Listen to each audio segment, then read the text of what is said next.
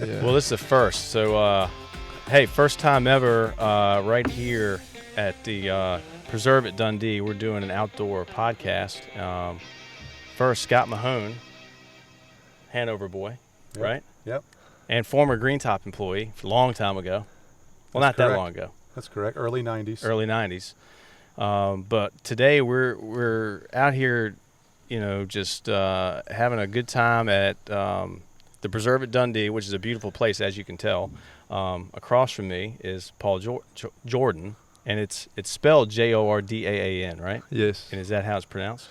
It depends on what language you're using. Yeah. But in Afrikaans, it's Paul Jordaan. Oh, okay. Yeah. All right. Jordaan. I was close. Yeah. And Paul, you're from where? Where are you from? Yeah, so I'm from South Africa, the Eastern Cape of South Africa. Born and raised there. Grew up there. Sixth generation on the land. We out in the country. We run a little hunting outfit out there that my dad started in '86, and we got our first international clients in '94. So it's been 30 years, and it's been an amazing journey. Yeah, and that's what you're here today at the Dundee. You're having a get together here, promoting the safari. Yeah, it's called Tollie's African Safari. Yep. So my dad's name is Tollie, and it was just named after him. Okay. And so how long, I mean, obviously you've been hunting a good while. So how long, what got you started into hunting? Just your dad had you started at a young age, or when did you start? Yeah, no, we started very young. We grew up with it. So growing up, there used to always be a lot of wildlife. South Africa is very blessed with an abundance of wildlife. And growing up, my grandfather was a livestock farmer. So he made his money out of livestock, and wild animals didn't really have value to him. They were just in the way, and they were eating the grass that was meant for his livestock. So he wanted to get rid of them. But my outdoor hunting journey started really from a very young age. I remember my dad made us make our own slingshots. So we literally sawed trees and got a V in the tree and took the inside rubber of a tire. The red rubber was usually better than the black. Right. More stretchy. Yeah. And we used to make our own slingshots, and that's how we started. Like 2-3 years old, we used to shoot birds with the slingshot. And once we got really good shooting birds with the slingshot, my dad said, "Okay, you boys are good now. You can advance to the pellet gun." So we loved it so much. I think we went through 3 or 4 pellet guns. Those ones that you crack the neck. We literally shot the springs out of them, where they couldn't shoot anymore because the springs were so. Wasn't a bird in sight in the house, right? No, eventually we got banned to shoot birds around the house because there weren't anymore. And then we advanced to the 22, where we started shooting monkeys, geese, rock rabbits, squirrels, and then eventually I shot my first antelope when I was 5 years old. Oh wow! Yeah, okay. So I shot a springbuck when I was 5, and yeah. Just the bug bit me from a very young age. I've got 2 younger brothers, and they're all the same. But yeah, we had an interesting story growing up. My dad was very conservative. There was strict rules. So I shot a springbuck when I was 5, but I wasn't allowed to shoot any other species. So he taught us the love for hunting. He taught us that you had to wait, because we were only allowed to shoot the next species the next year. Oh, okay. So for that year, we were only allowed to shoot springbuck. The year after that, I shot an impala. But then I was only allowed to shoot springbuck and impala. But kudu is like the ultimate. And for a lot of first-time hunters that come to South Africa, kudu is normally top of the list. And for us, the same. I just wanted to kill a kudu bull so badly. But I had to wait till I was 10. Okay. So I wasn't allowed to shoot a kudu bull until I was 10. And that's where it started. Now, did he do that just to make you manage the anticipation of that, or to prepare for that, or was there anything behind that, or he just this is the process, this is what you have to abide by? I think it was just he did it that way so that we always had something to look forward to. I got you. He didn't want to sort of make us shoot everything in the first year, and then you've got nothing that you're looking forward to. Yeah. And we got to a point where we were really good shots. So he came back from the US once because he did trips every year, and he brought us both a bow and arrow. And he's like, okay, boys, take the bow and arrow and start hunting with the bow. Now you guys can go after whatever you like with the bow, because it's not that easy. So from a young age, we started walk and stalking with the bow. And I think those little skills that you pick up from a very young age, hunting with the bow, not in stands or not sitting water, it was mostly spot and stalk. You learn a lot. Yeah. So, as you got older, you got into other things. Rugby, I guess, was one of them, right? Yeah, rugby's the sort of ultimate sport in South Africa. As a young boy growing up, the Springboks is our national team, and they won the Rugby World Cup in 1995, and that's sort of in that era from 90 to 95, 94, Nelson Mandela became the president of South Africa, but there was a lot of riots and a little bit of internal war going on, and rugby, when we won the World Cup in 95, it sort of united the nation, and so rugby is a massive thing in South Africa. And as a young boy growing up, that's sort of your ultimate dream, is to play professional rugby and maybe play for the Springboks one day. Yeah. And so from a young age, like growing up on the farm in the country, we had people that worked for us, but they had young kids as well. So I had my younger brother, Peter, that was 2 years younger than me, and we had a bunch of little friends. Their parents lived on the farm that we grew up with, so we started playing rugby from like 2 years old on the lawn in front of the house. Yeah, it's what we did every day, was just play rugby. And then at school, started playing rugby, loved it. Was very fortunate that I was good at it. My dad was an athlete, so he was pretty fast, so I was lucky to inherit that. And yeah, I absolutely loved rugby throughout my school career. Actually, I was blessed to be in a very good year, so we had a really good team. And I think in primary school I lost 2 games, and in high school we didn't lose a game. That's a good feeling. Yeah. So high school I went to a very well-renowned, world-famous rugby school in South Africa. And excelled from there. So I was very blessed to play professionally. Played in South Africa for 6 years, and then moved over to Europe and played in France for 3 years. Yeah.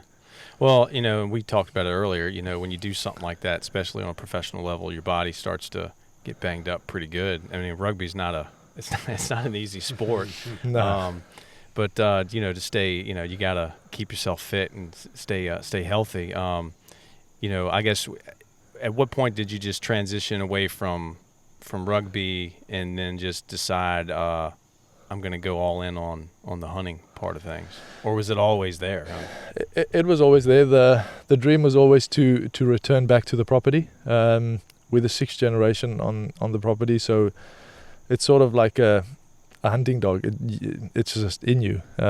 It's just part of who you are. And yeah, so my dream was always to have a good rugby career, but once I finish, my goal was to head back, and we've got this rule where you've got 30 years and then you got to pass it on to the next generation. Yeah.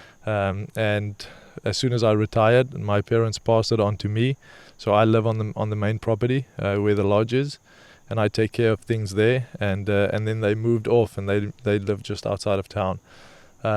So yeah, as soon as I finished rugby, I headed back to the property to join the family business, and I am sort of head of the hunting side of the business. So I do the client relations, I do marketing, I find new hunting areas, and that's sort of my role is the hunting side of our business. Got it. Yeah. And hunting in Africa is one of those things where, for me, I was ignorant about it. I just thought, oh man, that's a long ways away. It's to sit on a plane 15 to 20 hours, or spend, I don't even know what the cost would be, but I've been a little skeptical of it. But until I started researching it and talking to people that have actually been, or talking to people that actually do what you do, I started thinking, man, this is not such a bad idea, because one, you can go hunting in the deadest part of the year. If you're a true outdoor hunter, the middle of the summer, you can't hunt anything in Virginia or the United States, but you can go to Africa and have a hell of a time. Yeah, Africa is a special place. Africa has got a little bit of a bad rep in the US because the hunting in the US is completely different to the hunting in South Africa. In the US, it's pretty difficult to get a tag. You don't get to hunt often, and when you get a tag, it's difficult to get on animal. I was very fortunate to draw a mule deer tag in Salt Lake this year, and I went out there and I spent 5 days out. And it was an amazing experience, but I learned so much because back in South Africa, it's private land, and whatever's on my land, I can hunt whenever I want to. Whereas over here, you get to hunt when you get a tag, especially in the western part of the US, every once in a blue moon. So it was eye-opening. I had an amazing time, and the guys that were with me, they said, "Oh man, we saw so much deer and we saw elk, and it was such an amazing hunt." I got lucky on day 5. But in my opinion, we barely saw anything compared to back home. To what you'll see. Yeah. So it was pretty eye-opening to sort of see how the US hunts go, and I've known about it. And the problem with South Africa is a lot of people, when I speak to them, they say, "Oh, South Africa is like hunting in a zoo. It's like shooting fish in a barrel." Right. And there's places where you can do that, definitely. And most guys offer that. But you can do the same in Texas, and there's a lot of other places you can do the same. Whereas with us, we try and offer something completely different. We try and offer something that's more suited towards the US hunter, and we try and customize each safari to that client's sort of desires. So we've got guys that they don't want to hike, so we drive around and shoot stuff from the truck. And then we have guys that want to hike the backcountry and they want to hunt on foot. And then that's what we do. We hunt on foot with them. We've got guys that want to do long range, then we shoot long range. So with us, client satisfaction is everything. Yeah. So if you're a long range shooter, I'm not going to try and hunt with you like you're a bow hunter.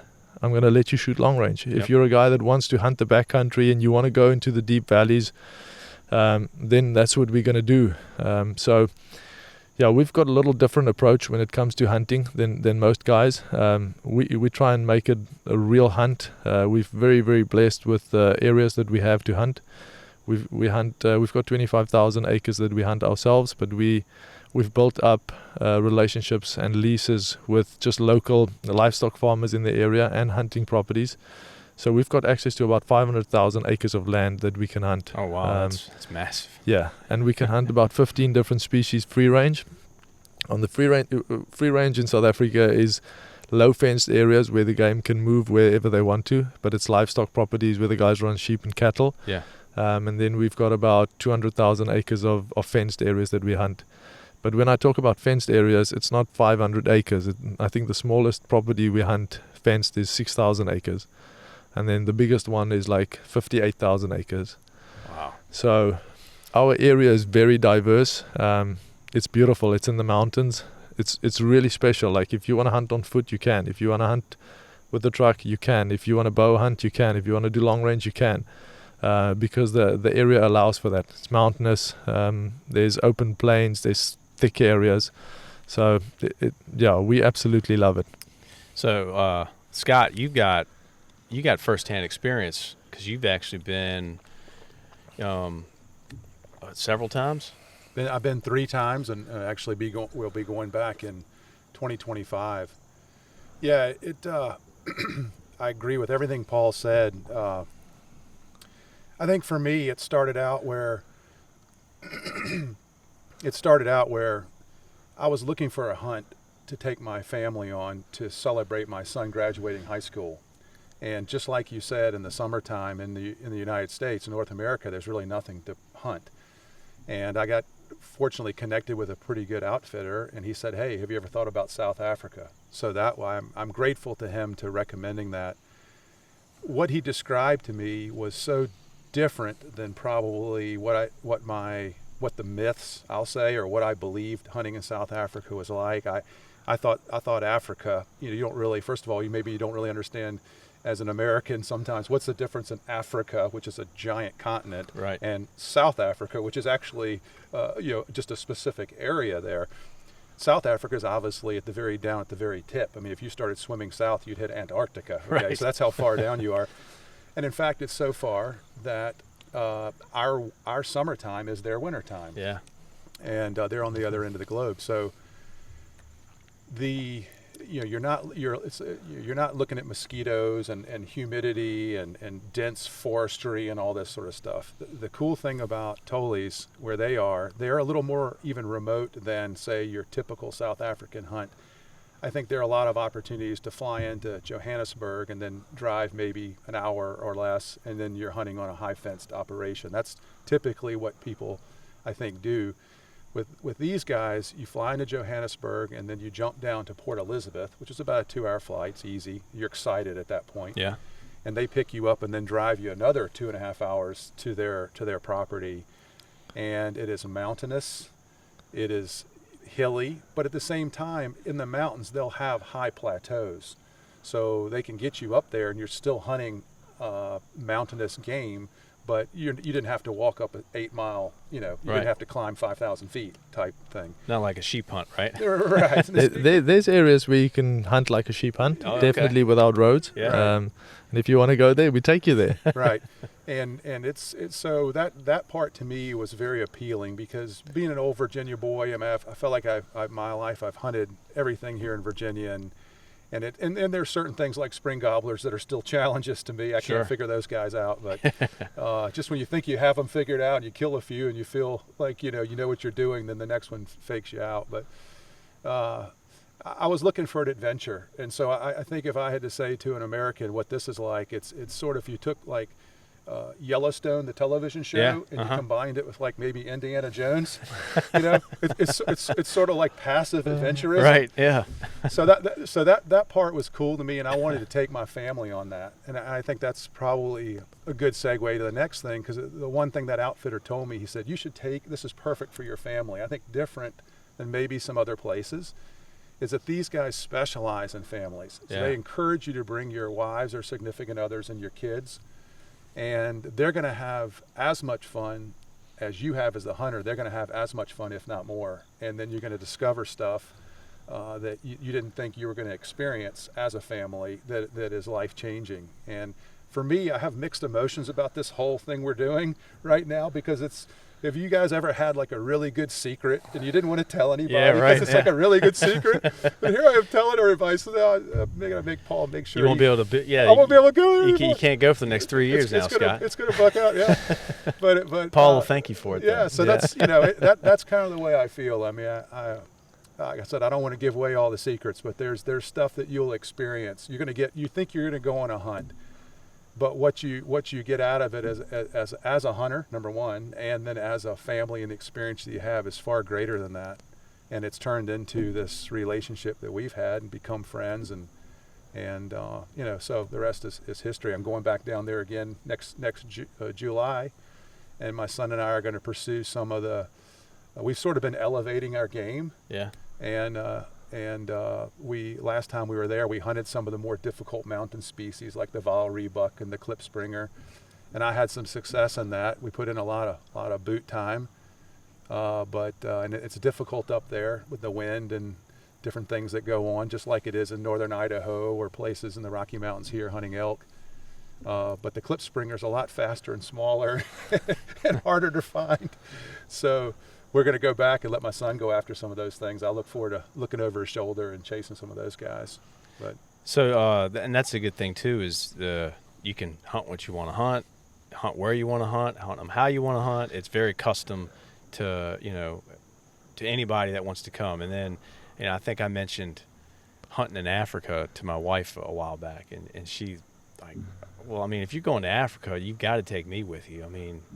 And I'm thinking to myself, well, what in the world could my wife do while I'm out hunting? And I'm thinking, well, I guess she could just watch me. Mm-hmm. But, like you said, I mean, you make it a family thing. And I'm sure it's, the lodging and everything is probably top notch. And like Scott was saying, there's plenty for the family to do while you're out doing this, or they can tag along, right? Yeah, we've got a little different perspective on that. Most guys would probably encourage you not to bring your family because they want you to focus on just killing animals. Right. Our whole outlook is completely different. With us, it's about the experience and not the animals. The animals are a bonus on top of an amazing experience. So we try and encourage guys to bring their families, bring their kids. We've got a bunch of day trips planned for the wives, and then on some hunting properties that we hunt, some days we'll encourage them to come with, because there's some certain properties we hunt that you'll see more in that day hunting than you would going on a safari drive. Oh wow! Yeah, some properties you see elephant, you see rhino, you see hippo. We've seen cheetah on some of the properties, so you really get to see a big variety of species when you're out hunting. So on those days, we normally encourage the wives to come with, and then the other days, how it works with us is it's family operated. So I've got 2 younger brothers and a cousin, and everything stays within the family.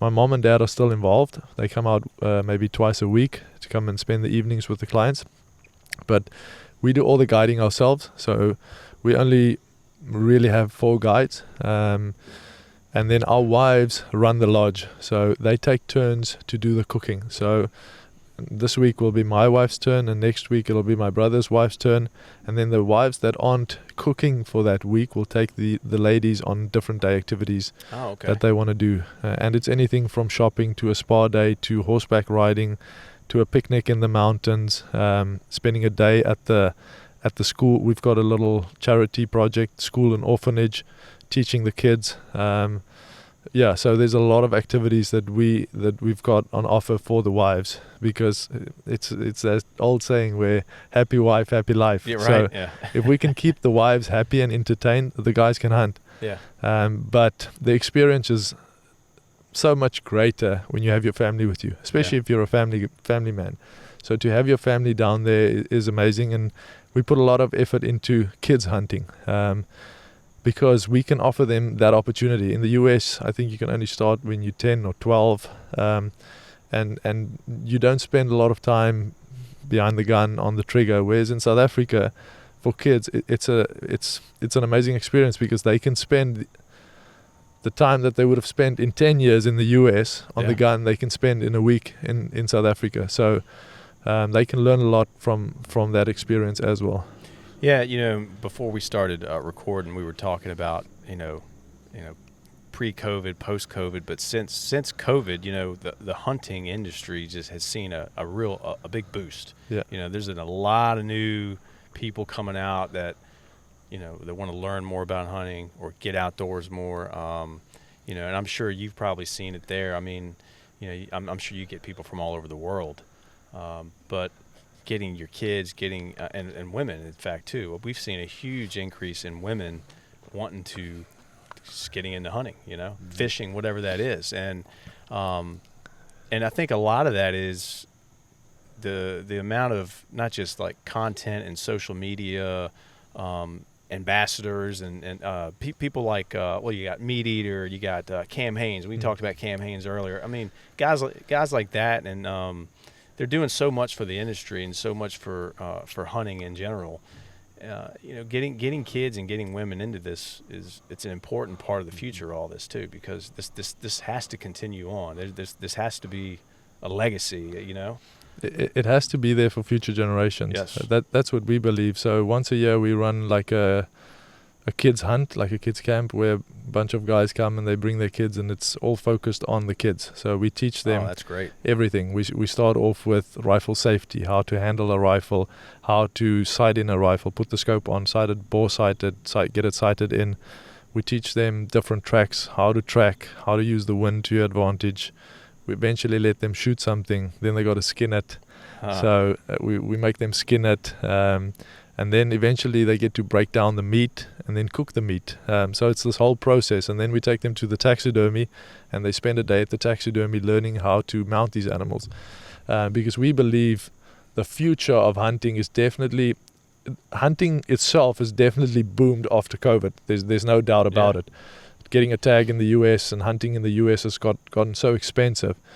But if you go and look at the trend over the last few years, especially if you spend time at the outdoor shows, at the SEI and these shows, it's mostly old people. Mm-hmm. There's not a lot of young people coming through. Right. A lot of the younger generation spend most of their time indoors, behind a screen. Yeah.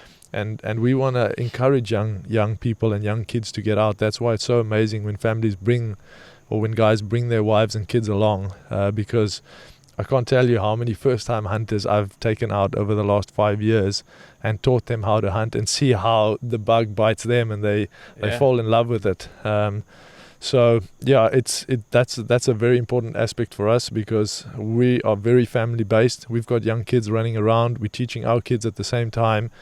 I've got 3 little girls. My brother's got 3 little boys, and if we hunt not too far from the lodge and we have kids in camp that are hunting, then our kids go with, so that they can learn from a very young age as well to love the outdoors, love nature and love the animals.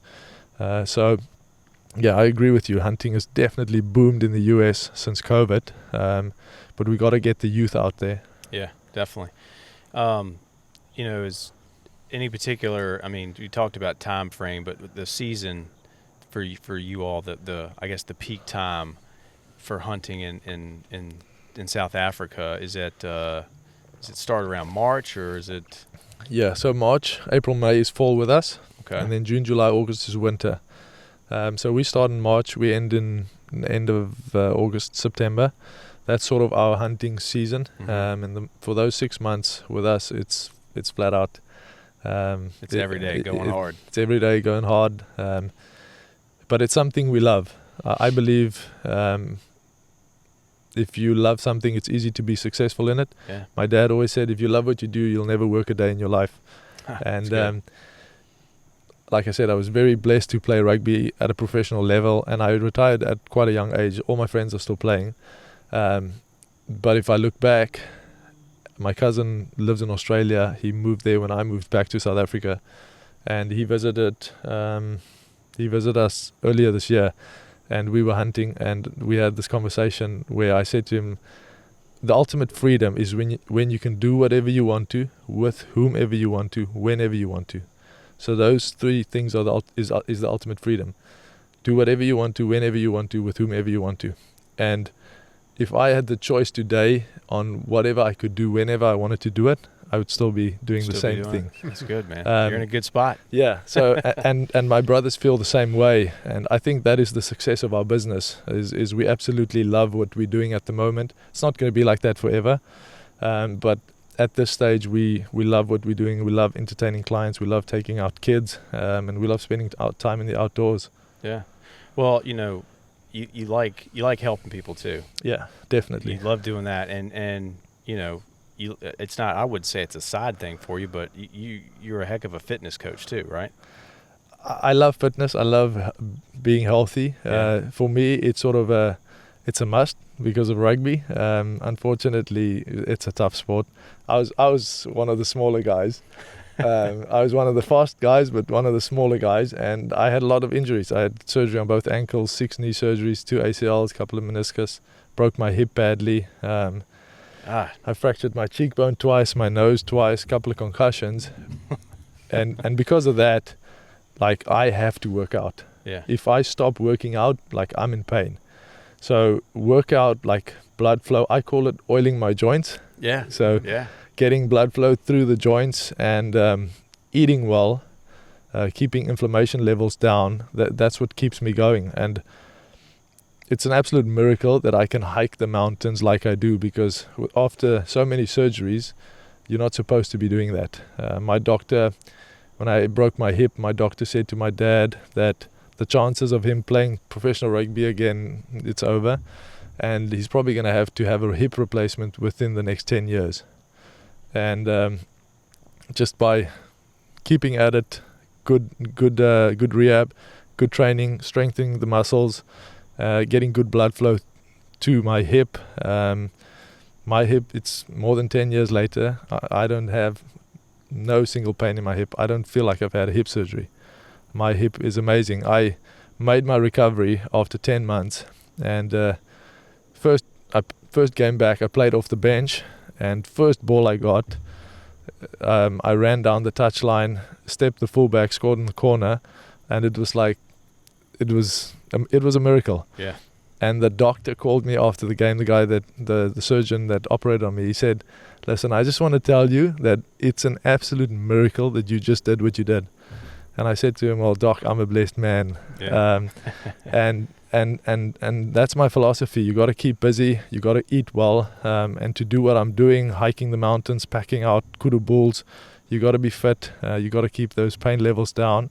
So yeah, I love fitness and I love trying to be healthy. What do you I mean, because a lot of, I guess, guys in our generation, in our age group, we get to that. You get 40 plus, man. I mean, sometimes it gets tough. You start hurting in places. You're like, man, where'd this come from? It's always tough. It's just tough, and you gotta just stay disciplined and just stay active. You have to learn to love what you hate doing. Yeah, that's it. Yeah, that's one way to say it. Yeah. But like, what do you think is what's the enemy when you get to 35, 40 plus years old? Is it inflammation? Is it avoid inflammation at all costs? I mean, is it your health? I think the enemy is information that's in the world. I believe that the world's so upside down at the moment, and the information that we've been taught, I don't believe it's correct. Yeah. The way we've been taught to eat 6 or 7 meals a day, snacking all the time, spiking your insulin through the roof, up and down, making your mood follow that, and your energy levels doing the same. I don't believe it's the right way. I believe the world's driven by power and greed, and I believe we've been led in a way where, unfortunately, it's sad to say, but they want us to be sick. They want us to be inflamed, because the sicker you are, the more inflamed you are, the more money they can make off you. Processed food has skyrocketed over the last couple of years. I remember growing up, when I was a youngster, if you had to go out and have a meal out at fast food restaurant, it was pretty expensive. It was way cheaper to eat at home. Now to buy organic food and healthy food is 10 times more expensive than trying to just grab a meal out at a fast food restaurant. So everything's reversed. It's so easy to live an unhealthy life. Like, you got to be in today's life, and where we are at the moment, and especially for you guys in the US, it's even more difficult to live a healthy life, because you can grab fast food. You can't look left or right. There's fast food. It's everywhere. It's everywhere. Yeah, it's horrible for you. It's scary, and that's the unfortunate thing in the life we live today. It's not easy to be healthy. Right. So you gotta be disciplined. I think discipline is a massive thing. Consistency is a massive thing. I believe if you can control your thoughts, your minds, and your emotions, you are in control. If they control you, you're in trouble. Yeah. And that's sort of what I live by. But my dad raised us from a very young age, and he instilled discipline from a very young age. So I think consistency, just having a good diet, not following what the experts of today say, but actually figuring out for yourself what works, because what works for me might not work for you. So you got it. I believe, I heard this from a mentor of mine, where he said, you got to question everything you believe, because not everything you believe is true. Like, a lot of things I believe, somebody told me that, or my dad told me this is the way you do it, but it might not be the right way. So question everything and find out for yourself what works for you and what doesn't. Yeah. That's advice that I give a lot of people. Find out what works for your body and what doesn't work for your body. Like, for instance, for me, to keep inflammation down, I do intermittent fasting. So I eat my first meal around lunchtime, and I try and stay as low carb as I can, and I try and stay as far away from processed foods as I can. So that's sort of my philosophy. And it's crazy, because I'll eat like that, and then I'll go on a binge and have 2 bad days of like carbo loading or eating bad at like a festival or whatever, and I wake up with a sore knee. Yeah. It's crazy. Like, my knee tells me straight away the next day, okay, you messed up. you messed up. You got to look after yourself, because then I've got pain, because inflammation causes pain. Yeah. And I want to stay as far away from pain as I can. So my body tells me immediately when I'm inflamed, but I try and rectify that again. So I'll fast longer, and there's different methods to do it. But I think it's being conscious of what you eat and what you're doing, and then being consistent in what you're trying to do, and discipline. during the fasting, is it more liquid, just juices and water, Nothing. or just nothing at all? So I do dry fasting sometimes. Okay. So no liquids, but most days it's just water. Yeah. Yeah. You can do black coffee, and you can do just tea without milk, Yeah. without any sweetness. So it's basically no calories until lunchtime. Twice a year I'll do a 3-day fast. So every 6 months I'll do a 3-day fast. 72 hours just to clean out the system. Yeah. I love fasting when I travel. So I'm going back to South Africa tomorrow. So tonight will be my last meal. And then I'll only eat again once I get to South Africa. Or I'll only eat again when I get home. And that's normally like, because you stay overnight, and because my last meal will be tonight, but I'll only fly tomorrow afternoon. So once I start traveling, I'm already at like 20 hours of fasting. And then I end up between 50 and 60 hour fast once I get home. But it's crazy because when you're bored, that's when you eat the most. Yeah. And that's when you eat the most crap. Yeah. And because of my surgeries and my injuries, when I travel, I don't know, it's got to do with the air pressure but I swell like crazy. My knees will swell, my ankles swell. But for the last couple of years, what I've done is I've started fasting, and then once I get onto the plane, I just do a little bit of movement. I go to the back of the plane once we 3-4 hours in. I'll do a couple of squats, leg swings, calf raises, and when I land on the other side, I've got zero swelling. A couple of years back, I couldn't put my feet into my shoes when I landed. That's how swollen my ankles would get. Now, I've got zero swelling when I land on the other side. So, fasting really helps with inflammation. So, what do you call it? Autophagy happens after like 17 hours, and then the longer you go, the better it gets. Yeah. And autophagy is basically just your body getting rid of old cells, using that as energy and regenerating new cells. Yeah. And that starts happening after about 17 hours of no calories. So we've been taught to eat every 6 hours or every 2 hours. You got to have something to spike your insulin. It's nonsense. Yeah. All of us have on average 40,000 calories stored within our muscles and our body and our fat. So you can do a 20 to a 30-day fast without dying. So why must you eat 6 or 7 meals a day? Doesn't make sense. Right. So that's sort of my belief system when it comes to eating and training and fasting. Well, and you set up programs for people too, right? Yeah, on the side. Yeah. It's all right. What's the Instagram? What's the yeah, it's called PJ Biohacks. Yeah. And I believe in biohacking your life and your body, and because I wanna be healthy when I'm old. Yeah. I wanna still, when I'm 70, 80 years old, I wanna still hike the mountains and hunt and go on crazy trips. So I try everything I can to sort of biohack my body and my mind. Like I believe our minds are very powerful. So you got to have a strong mind. But I believe in ice bathing, saunaing, trying all these natural methods to sort of increase growth hormone, testosterone. I believe that muscle is a very important organ to longevity. So training and yeah, on the side I've got a little website with an app called PJ Biohacks where you can go and grab a program and a meal plan and sort of hopefully set you on the right Small path. meal plan, it sounds like. Yeah. Does that meal plan include blue wildebeest? That's what I want to know. Unfortunately not if you're in the US. Because I can't get that here in Virginia, all right? Yeah, so that's another thing. When everything we hunt back home, Yeah. you get to eat. So if you come through camp, we prepare, all the meat gets used. In South Africa, one of the biggest problems is poverty. So we use everything. Our people eat everything. So a lot of the better cuts we use for our clients and for ourselves. And then our staff that works for us, we've got about 40 families that work for us. They get meat every week. We donate meat to our orphanage and our school and to people in town. So everything gets utilized. People eat everything, even the insides. Everything gets used.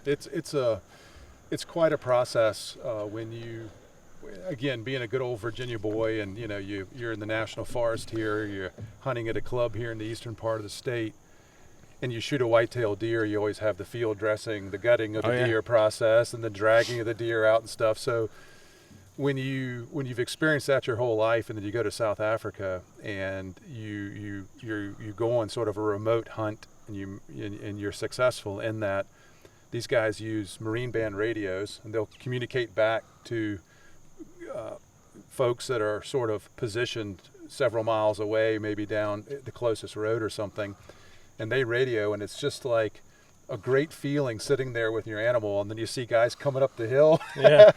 Here comes the team, you know, and Right. then we work together, and they have some great techniques on getting large animals. I mean, you shoot an eland, correct me if I'm wrong, but I think an eland's probably 2,000 plus pounds. Yeah. Okay, so It's a big animal. my son, we were hunting, obviously, I guess it was our first trip, and he made a beautiful shot on a massive eland, and I walked up to that animal and it was laying on its side, and I thought to myself, I immediately thought about how far away we were from the truck when we were there.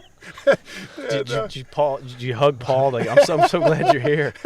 I tell you what, though, they got on the radio, and of course they speak Afrikaans, so you don't know what they're saying, but it's a bunch of business going on.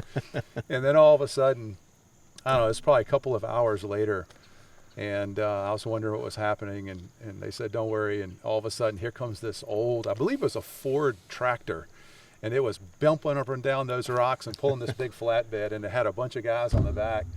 And somehow we got that animal. They all had like a boom, like a winch that lifted it, and then we swung it around and got it up on there.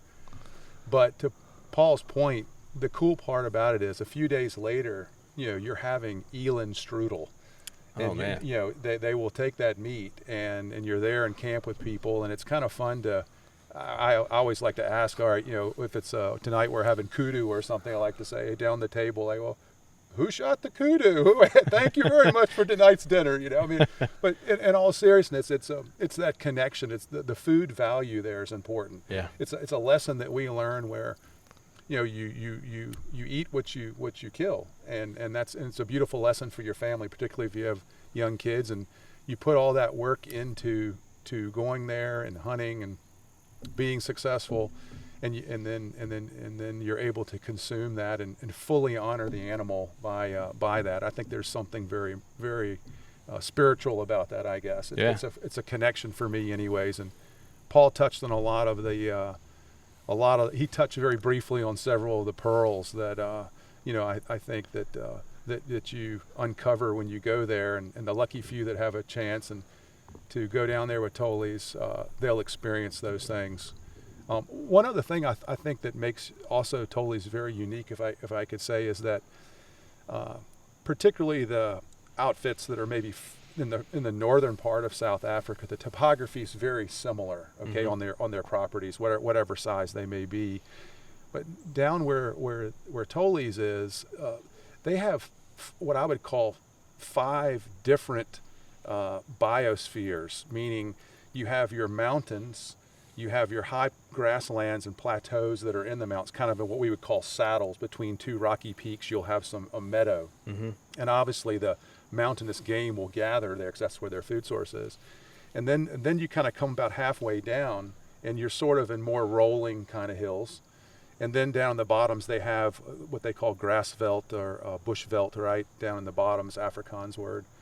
But with those 5 areas, you have different species that flourish in those areas. So they have over 30 huntable species, and they're living and they're thriving in their natural, obviously, environments. This is 200,000 acres you're hunting.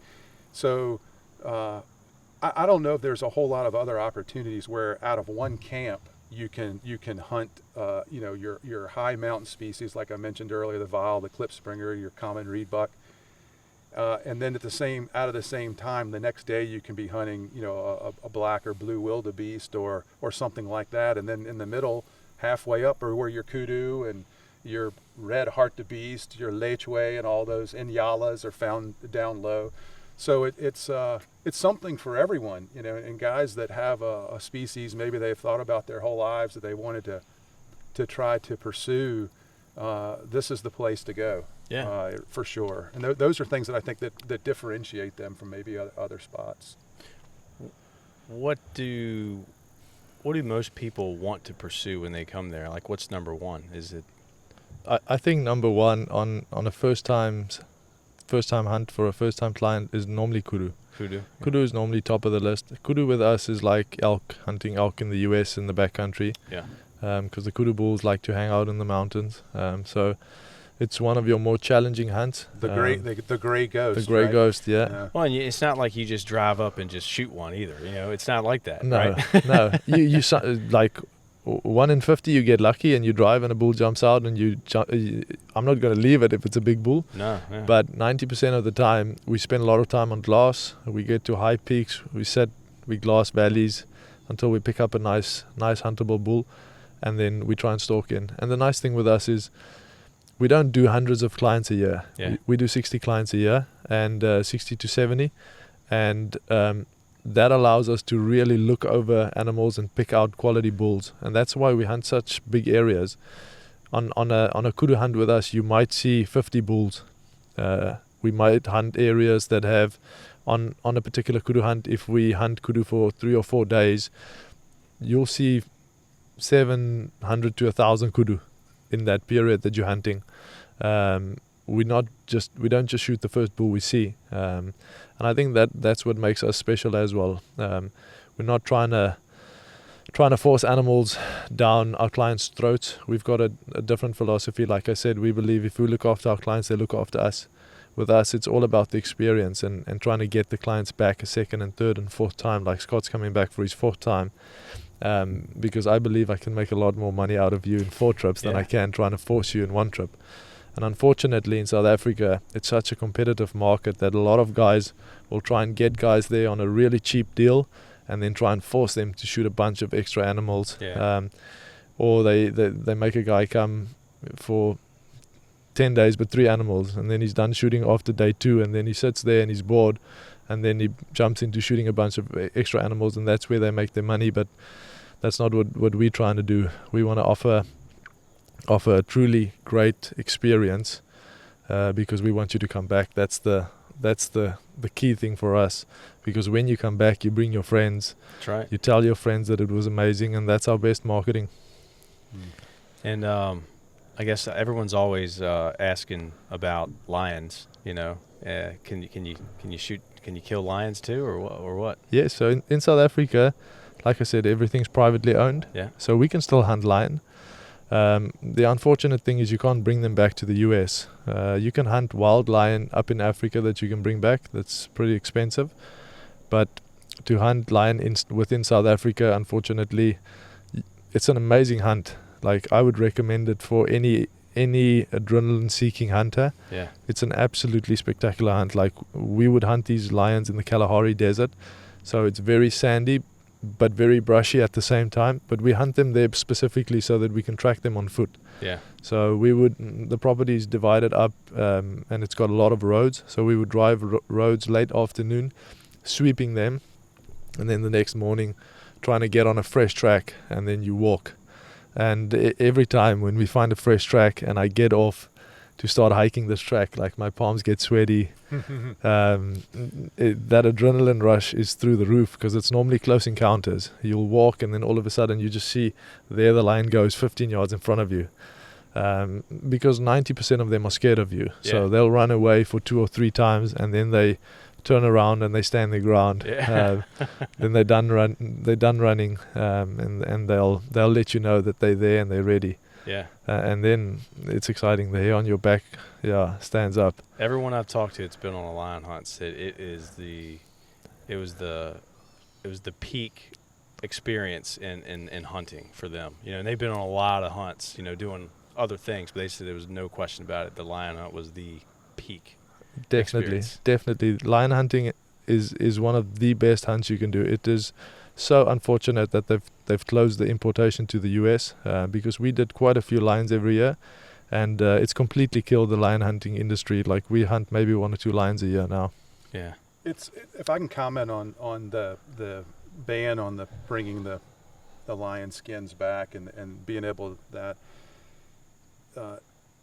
my take on taxidermy is this. I have great respect for these animals. So we put a lot of work into hunting them, and then when we are successful, we consume that meat, right? And to me, having these guys, what they call it, putting them in the salt. They salt the hides and they prepare them to be shipped back. And then when they arrive here, whether you've had your taxidermy done there, or whether you have it shipped back to a taxidermist here who's licensed to finish the international game, you can do it one of the other ways. But when you were able to do that, for me, you're fully honoring that animal. Number one. Number two, it's like taking a picture, but a three-dimensional picture. Right. It's capturing that moment. And when I see those, it's nothing about bragging. It's nothing like, I'm confident in who I am. I'm not into all that business. For me, I feel like it's fully honoring the animal. And I joke around and kind of say it's modern day cave art. Right. I mean, if we go back to the beginnings of man, when they hunted the buffalo, and then they went back and with the buffalo's blood or their own blood, they drew on the cave walls the images of those animals and the guys throwing the spears and whatever it may be. Well, they were reliving the hunt. They were reliving the hunt. They were celebrating the spirit of that animal. Yeah. And to me, nothing would be more sacred than to fully honor that animal. And I even try to go to great lengths to have them turning and looking the way that they were looking when the opportunity occurred. And then I figure out where they're going to go after that. But for me, I think I have, I've had conversations with folks who don't understand it. I think I appreciate you letting me say that, because I hopefully that helps to change some minds. It's not about, oh, look at how cool that is. It's actually the opposite of that. That's right. Yeah. And it's honoring the animal fully from the beginning to the end. And these guys are fantastic, just like good responsible hunters in Virginia who are targeting older game. These guys, the first thing I told them when we went down there, I was like, we don't need to shoot the biggest bull, the biggest whatever. I want to shoot the oldest, the one that probably only has a few years left, but has lived a long time. And, that's one to me that's a better trophy to me than maybe one that's got a little better genetics or something like that. Now, as it's turned out, we've killed some beautiful trophies because usually the older ones are the bigger ones. Yeah. But I think shooting the older ones is super important, because there is not a nice death in the future of that animal. No. Okay. Mm-mm. It's either going to starve to death, which is a long drawn out process where their body kind of breaks down and then they're going to just die of cold or something, or they're going to be weakened to where they're going to be consumed by another animal. So to me, hunting that older animal that is at the end of its lifespan and making one good clean shot that is the best way for that animal to go. Yeah, I agree. So these guys are really, really good at Tollies and identifying the right animals like that, and you're able to have that conversation with your family when you come back, and friends and so forth that may say to you, well, why'd you bring all these things back? Well, because to me, it's, if you're in a position to be able to do that, you should do it. Yeah, and you're honoring, it's the memory. What you harvest, right. And the memory, absolutely. Yeah, I agree. Every time you look at that animal, that memory sort of pops up in your mind, and you sort of relive that hunt or that experience. You can almost, every time I look at, there's a picture that me, my uncle, my dad, and my grandfather, the first big whitetail I ever killed, I think I was seventh grade or something like that. It was a big one. So it was one I mounted. First big buck I ever shot. Well, all of us were hunting together that day, and we took a picture that day. And every time I look at that, I remember every second of when it happened and how it happened. And to relive that again, it's hard not to when you experience something that's so important and personal to you. Yeah.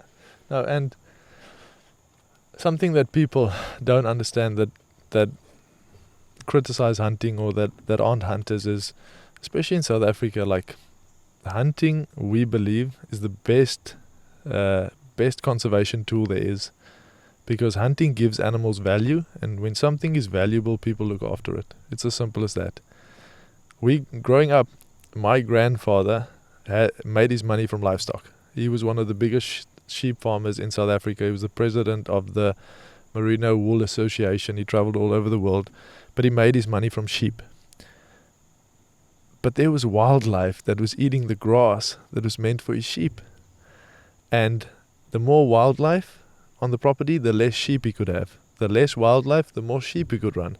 So my grandfather would invite his friends on weekends, and they would shoot as many animals as they could find, Right. just to get off the land so that he could run more sheep, so that there was more grass or more food for his sheep, because the wildlife wasn't valuable to him. Then my dad started the hunting business, and these animals got value through hunting. Sure. And because of that, every time when the hunting business made money over the last 30 years, my dad went and reintroduced species from the past that was there, but they were taken out because of the livestock farming, back into the area. So when my dad started, there was 4 or 5 species. Now there's 30 species. So how can you tell me that's not conservation? That's right. We shoot 100%. 10. We shoot 10 to conserve 100. Yeah. Yes, we do kill 10 of the old bulls that were going to die in anyway. Yeah. But those 10 old bulls give these other 100 the opportunity to live, and it gives them value so that we look after them. We went through a 6-year drought from 2015 to 21, the biggest drought ever in the history of South Africa, and we fed our animals to keep them alive. If they weren't valuable, we would have let them die. We Right. would have never spent money to feed them to try and keep them alive. And it's as simple as that. It's a concept that non-hunters don't get. Yes, we kill a couple of animals, but we conserve so many more, and we reintroduce them into the areas, and we look after them when the droughts come, because they are valuable to us. And because of that, South Africa's wildlife is booming because of the hunting industry. There's a study where I think it was Kenya and South Africa in the 1970 each had about 1,000 head of game, or million head of game, they estimated. Kenya said, we don't allow any hunting, no private ownership of any wildlife. Everything's owned by the state, and the only thing you can do in Kenya is wildlife photography. So safari trips with the camera. Mm-hmm. South Africa went the opposite route. South Africa said, if it's on your land, it's yours. You privately own it if it's on your land, and you can do with it whatever you want. You can kill it, you can capture it, you can sell it, you can do with it whatever you want. In Kenya, nobody took ownership. It's not mine, so why must I look after it? Yeah. I'm not going to spend money to care for it, because I'm not going to make any money back from it. What happens in Africa? People are poor. People need to eat. People are starving from hunger. So they poached them in Kenya because nobody took ownership of them. Nobody looked after the anti-poaching units, because there was no money to fund that, because it was all government owned. 50 years later in Kenya, there's an estimate of 200,000 head of game left. South Africa, because of hunting and private ownership, has more than 20 million head of game, because they are valuable, because they are worth something. Yeah. Yes, we hunt them, but their population keeps growing every single year. Yep. Paul, that is the perfect way to end the podcast. Now, I'm glad you saved that for the end, man. That's great. Thanks you both for being here today, man. Yeah, this is thank you. cool. I'm glad we got to do it here, because you're going to have a good time tonight. You got the big event here tonight at Dundee, and thanks Ted and Chloe. I don't see them. There's look, there's Ted. Is he bringing like a tray of like? Yeah, they're setting Food or up. They're something. setting up. That's my portion. Is that you? Yeah. No, thanks again for doing this, Paul. Scott, thanks for joining us Yeah, too. man. I don't think you woke up this morning and thought you'd be on a podcast, but thanks for doing it, man. Yeah, I appreciate the opportunity. Yeah, no, thanks, Hunter. Thanks for taking the time and chatting to us. Yeah. Really appreciate it. No problem. We got to get him down there. Yeah. Yeah, No, he's already on the books. yeah, that's right. He's already on the books. So. Good. No, thanks again. And one more time, Paul, where can the listeners find out more about Tollie's?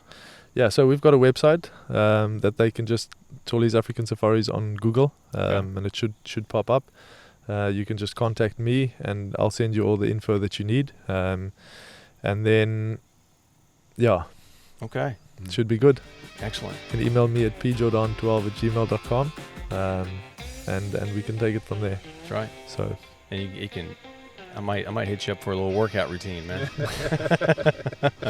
All Yeah. right. Thanks again for listening. Thank you. thanks, Yeah. Hunter. Thanks.